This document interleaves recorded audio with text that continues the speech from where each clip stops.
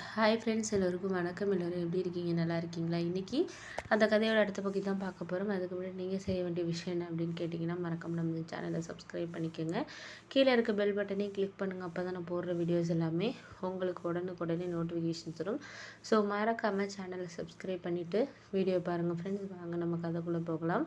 அதுக்கப்புறம் நான் யோசித்த விஷயம் என்ன அப்படின்னு கேட்டிங்கன்னா, சரி, அண்ணன் இது மாதிரி சொன்னார், வீடு வாங்கினா தான் கல்யாணம் பண்ணணும்னு சொல்கிறாங்கடா.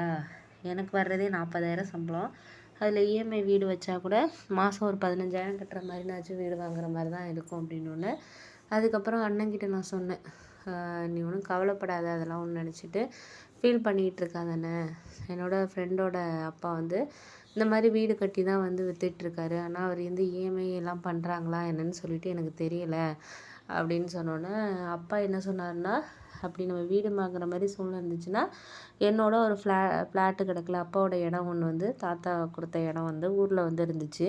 அது கொஞ்சம் நல்ல ஏரியாவில் இருந்ததுனால நல்ல ரேட்டுக்கு போகும். அப்பா விற்காமல் எங்களோட படிப்பு எல்லாத்துக்குமே கடன் வாங்கி தான் செஞ்சார். ஏன்னா பிற்காலத்தில் பிள்ளைங்களுக்கு ஒரு வீடு வாசல்னு வர்றப்போ நம்மளுக்கு யூஸ் ஆகும் அப்படின்னு சொல்லிட்டு அந்த இடத்த விற்கல. அது பழைய ஓட்டு வீடு தான், தாத்தா வீடு இருந்துச்சு. அதுவும் டேமேஜ் ஆனதுனால அதை இது பண்ணிவிட்டு சும்மா வாழை அந்த மாதிரி செடிகள் தான் அந்த இடத்துல வச்சுருந்தாங்க எல்லாமே. ஆனால் அது நிறைய பேர் அந்த பக்கத்தில் ஸ்கூல் வச்சுருக்கவங்க, அதுக்கப்புறம் நிறைய பேர் அந்த இடத்த கேட்டாங்க. ஆனால் நாங்கள் கொடுக்கலன்ட்டோம்.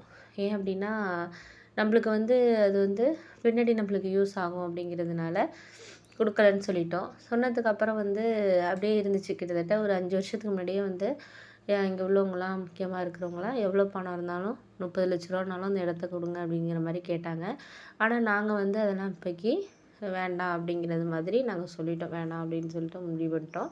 சரி, ஓகே அப்படின்னு சொல்லிட்டு உடனே என்ன பண்ணாங்க, அதுக்கப்புறம் நாங்கள் ஒரு சில விஷயங்கள் எங்களுக்கு தோணின விஷயம் என்ன அப்படின்னு கேட்டிங்கன்னா, இதுக்கப்புறம் நம்ம என்ன இது பண்ணலாம். அப்பா என்ன சொன்னார்னா, லோன்லாம் போட்டெல்லாம் வாங்க வேண்டாம் வீடு. என்ன பண்ணிடுவோம், 2 வீடாக ஒரு இதுலேயே ஒரு காம்பவுண்ட்லேயே 2 வீடு இருக்கும்ல, அந்த மாதிரி நம்ம பார்த்து கூட இருந்தாலும் நம்ம அந்த காசுக்கு விற்றுட்டு அப்படியே வாங்கிடுவோம் வீடா. ஏன் அப்படின்னா, தம்பிக்கும் நாளைக்கு இதே மாதிரி பிரச்சனை, உனக்கு இப்போ வர்ற மாதிரி பிரச்சனை தான் அவனுக்கும் இருக்கும். அதனால் நீ இப்போ கல்யாணம் பண்ணிவிட்டு ஒரு வீட்டில் இருந்தால் கூட இன்னொரு வீட்டில் நானும் அம்மாவும் கூட இருந்துக்குவோம். அதுக்கப்புறம் தம்பிக்கு கல்யாணம் ஆனாலும் கூட மேலே ஏதாச்சும் ரூம் எடுத்துகிட்டு கூட நாங்கள் போய் இருந்துக்குவோம்ப்பா அப்படிங்கிற மாதிரி எங்கள் அப்பா சொன்னார். சரி, ஓகேன்னு சொல்லிவிட்டு நாங்களும் தம்பியும் அதான் சொன்னோம். ஆமாம், அந்த இடம் இருந்தும் நம்மளுக்கு எதுவும் நம்ம போய் அங்கே வீடு கட்ட போகிறதில்ல. ஏன்னா வீடு கட்டணும்னா இப்போ நம்மளுக்கு பணம் அவ்வளோ பணத்துக்கு நம்ம எங்கே போகிறது. அதனால வேண்டாம். நம்ம அப்பா சொல்கிற மாதிரி அந்த இடத்த விற்றுட்டு அந்த இடத்துக்கு நம்ம கேட்டு பார்ப்போம். 2 வீடு, ஓரளவு ஒரு ரூம் வச்ச வீடாக இருந்தால் கூட போதும், நம்மளுக்கு 2 வீடாக இருந்தால் போதும் அப்படிங்கிற மாதிரி சொல்லியிருந்தோம். அதுக்கப்புறம் என் ஃப்ரெண்டோட அப்பா பார்க்குறதுக்காக நான், அப்பா, அண்ணன் 3 பேருமே போனோம். போயிட்டு சரி என்ன மாதிரி பட்ஜெட்டில் இருக்குது என்னன்னு சொல்லிட்டு கேட்டோம். கேட்டதுக்கு அப்புறம் அவர் போய் பேசிகிட்டு இருந்தப்பே சொன்னார், நீங்கள் எப்படியா எங்கள் ஏரியாவில் எதிர்பார்க்குறீங்கன்னா, ரொம்ப டெவலப்டு வேண்டாம், ஏன்னா ரேட் அதிகம் போகும். ஓரளவு போயிட்டு வர்ற மாதிரி எங்கள் ஆஃபீஸ்க்கெல்லாம் கொஞ்சம் இதாக இருக்கிற மாதிரி இருந்தால் போதும் அப்படின்னு கேட்டோன்னே, இப்போ ஒரு பில்டர்ஸ் போட்டிருக்காங்க. ஆனால் இன்னும் ஒரு 1 மந்த் ஆகும் வீடெல்லாம் ஃபினிஷ் ஆகி முடிக்கிறதுக்கு. நீங்கள் வேணால் பிளானை வேணால் பார்த்துட்டு எப்படி என்னன்ட்டு அட்வான்ஸ் கொடுக்குறதா கொடுங்க. அவங்க உங்களுக்கு இது மாதிரி பண்ணி கொடுத்துருவாங்க அப்படிங்கிற மாதிரி சொன்னோன்னே, 37 லட்ச ரூபா அப்படின்னு சொல்லிட்டு சொன்னாங்க. 2 வீடும், ஆனால் ஒரு ரூம் வச்ச வீடு தான், நீங்கள் கேட்குற மாதிரி தான் இருக்கும் அப்படிங்கிற மாதிரி சொன்னோன்னே, சரி ஓகே அப்படின்னு சொல்லிட்டு நானும் சரி அப்படின்னு சொல்லிட்டு இருந்தேன்.